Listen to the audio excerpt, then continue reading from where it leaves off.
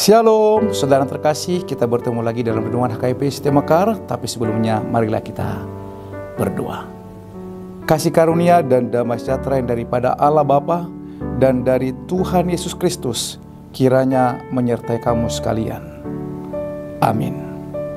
Saudara terkasih, firman Tuhan yang menjadi renungan kita pada hari ini, Kamis 3 April 2025, dengan tema Engkau akan mendapat balasannya.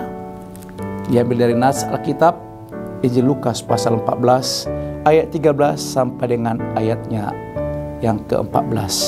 Demikian firman Tuhan. Tetapi apabila engkau mengadakan perjamuan, undanglah orang-orang miskin, orang-orang cacat, orang-orang lumpuh, dan orang-orang buta. Dan engkau akan berbahagia, karena mereka tidak mempunyai apa-apa untuk membalasnya kepadamu.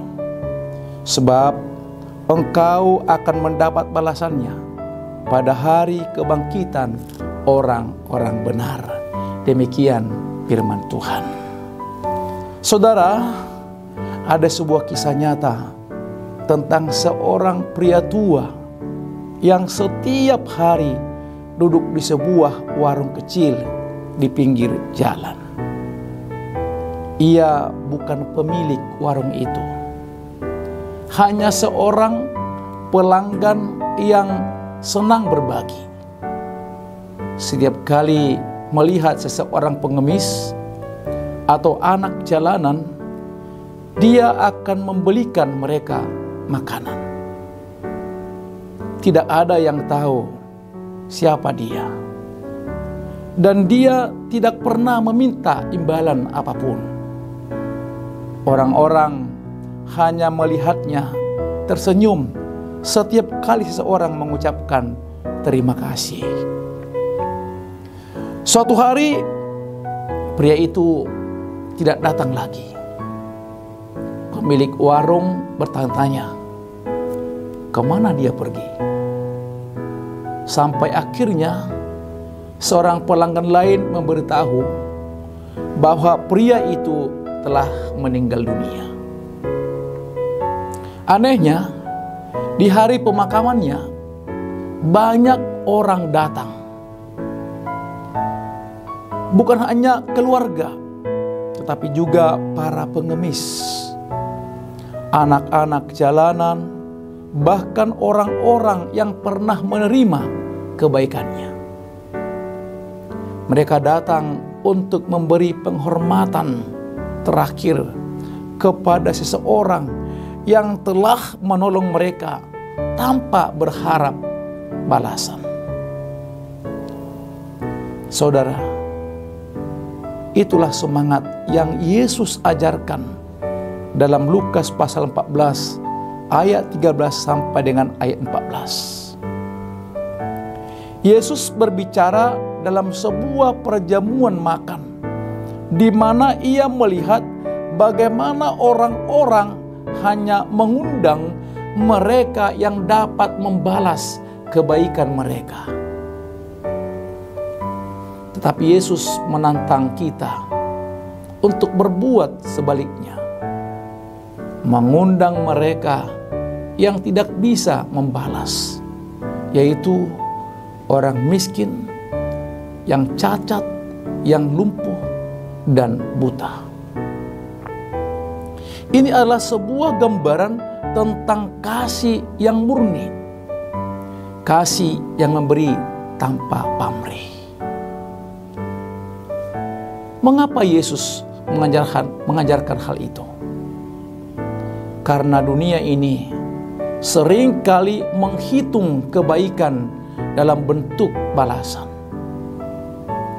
Jika kita berbuat baik, kita ingin orang lain mengingat dan membalasnya.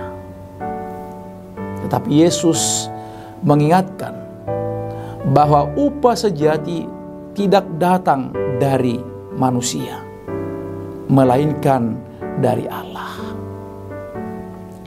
Mungkin di dunia ini kita tidak menerima balasan atas kebaikan kita, merasa diabaikan. Tetapi Tuhan tidak pernah melupakan setiap kebaikan yang kita lakukan dengan tulus. Ia sendiri akan membalasnya pada waktunya. Kitab Lukas khususnya pasal 14 banyak berbicara tentang kebesaran hati dan kerendahan diri. Yesus mengajarkan bahwa kerajaan Allah tidak seperti sistem dunia yang mengejar kehormatan dan keuntungan pribadi. Sebaliknya, kerajaan Allah menilai hati yang memberi tanpa berharap kembali. Ini bentuk kasih sejati. Kasih yang mencerminkan kasih Kristus yang rela memberikan dirinya bagi kita tanpa menuntut balasan. Saudara, mungkin hari ini kita bertanya, apa yang akan saya dapatkan jika saya berbuat baik? Jawabannya, mungkin di dunia ini kita tidak akan menerima imbalan yang langsung terlihat. Tetapi Yesus berjanji bahwa kita akan mendapat balasan di kebangkitan orang benar.